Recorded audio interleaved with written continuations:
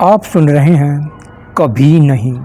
और ये फिल्म गर्भपात पर आधारित है और ये फिल्म आपको रुला कर रख देगी और ये बहुत ही सुपरहिट लव स्टोरी है। अब आगे की कहानी। तानिया का ससुराल में घर प्रवेश होता है। वह उदास हो जाती है। फिर सुहाग रात पर रोहन उसे बताता है कि जिस शुभम के लिए तुम मरी जा रही है उसने 5 लाख में अपना प्यार बेच दिया है। उसने मुझसे 5 लाख रुपए लेकर तुझको मुझे बेच दिया है। उसने तेरा सौदा मुझसे 5 लाख लेकर किया है। वह एक घटिया और डरपोक इंसान है। यह सुनकर तानिया को झटका लगता है और वह शुभम से और नफरत करने लगती है। उधर शुभम बिल्कुल उदास हो चुका है, जैसे कोई बेजान पत्थर हो। उसके माँ बाप उसे कोसते रहते हैं कि यह सब तेरे डर के कारण हुआ है। शुभम सुनता रहता है, कुछ नहीं बोलता। उधर रोहन नाइट पार्टियों में जाकर अय्याशी करने लगता है। उसे तानिया रोकती है तो वह उस पर भड़कता है और कभी कभी रात भर गायब रहता है। तानिया रात भर शुभम को कोसती रहती है, रोती रहती है कि यह सब उसकी वजह से हुआ है। एक बार वह सेठ जिससे शुभम के पिता ने 5 लाख रुपए लिए थे, वह घर आकर पूरे पैसे मांगता है। पिता कुछ समय मांगता है मगर सेठ नहीं मानता। शुभम भी सेठ से मिन्नतें करता है।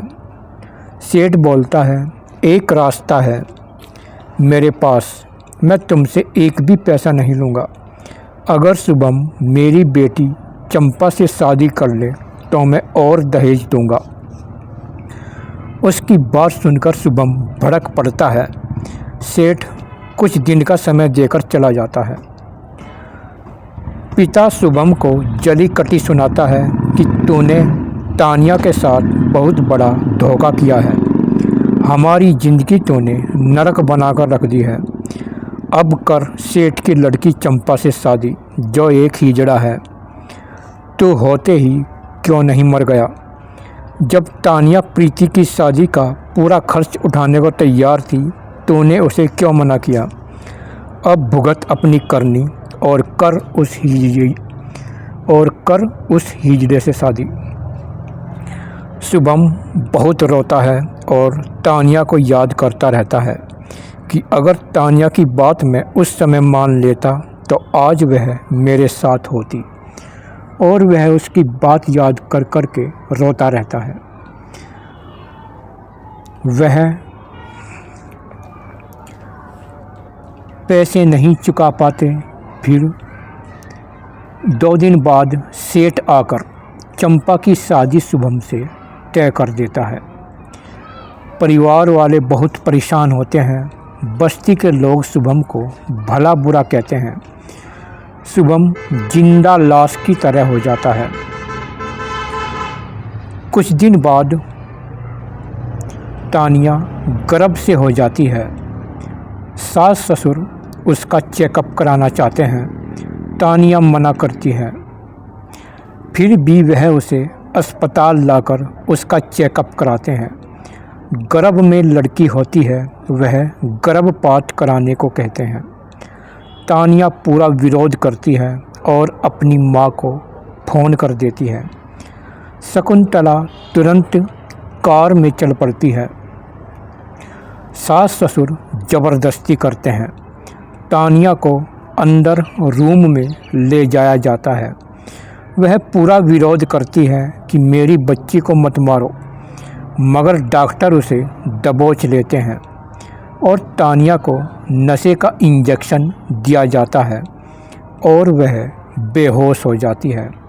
और यहाँ पर बहुत ही दर्द भरा बैकग्राउंड गाना बजने लगता है। बैकग्राउंड गाना बजता रहता है और उधर से शकुंतला कार से चलती रहती है। डॉक्टर औजार लेकर बच्ची का कत्ल करने की तैयारी करते हैं। गाने में दिखाया है कि स्क्रीन में बच्ची बुरी तरह रोती हुई दिख रही है और जो ऑपरेशन कक्ष होता है वहाँ पर एक स्क्रीन होती है जिसमें बच्ची दिख रही होती है और डॉक्टर उसके साथ क्या क्या करते हैं, किस तरह बच्ची को मारा जाता है, वह सब स्क्रीन में दिखता रहता है। और स्क्रीन में बच्ची को बुरी तरह रोते हुए दिखाया गया है। वह डॉक्टरों के हाथ में औजार देखकर रोते हुए अपनी माँ को पुकारती है कि माँ, ये जालिम मुझे पेट में ही क्यों मारना चाहते हैं, मैंने इनका क्या बिगाड़ा है, मुझे इनसे बचा लो माँ, नहीं मैं मरना नहीं चाहती, मुझे बचा लो माँ। ये गाना बच्ची की आवाज़ में बहुत ही दर्दनाक तरीके से गाया जाता है। स्क्रीन में दिखता है कि डॉक्टर के औजार बच्ची तक जाते हैं और उसका एक हाथ काट दिया जाता है। वह बुरी तरह चिल्लाती है और अपनी माँ से बचाने की गुहार लगाती है, मगर उसकी माँ तानिया बेहोश पड़ी है, उसे कुछ भी नहीं पता।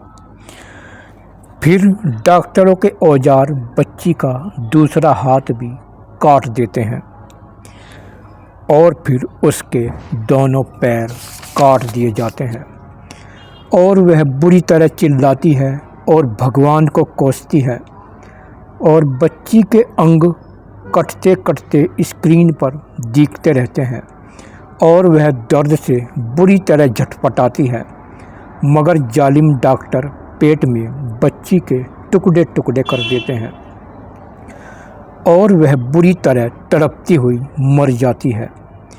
बच्ची का काम तमाम हो जाता है। यह सब स्क्रीन पर दिखता रहता है। यह बच्ची की आवाज़ में गाना इसलिए लिया गया ताकि फिल्म देखने वालों को लगे कि गर्भ में जब बच्ची मारी जाती है उसे कितना दर्द होता है। इस गाने में इतना दर्द दिखाया गया है ताकि फिल्म देखने वालों इस सीन को देखकर अपने आंसू ना रोक सकें। अगर हम गाने के साथ साथ एक एक शब्द सहित सीन बताते तो फिल्म ज़्यादा बड़ी हो जाती और इस तरह तानिया का गर्भपात हो जाता है और अजन्मी बच्ची का काम तमाम हो जाता है।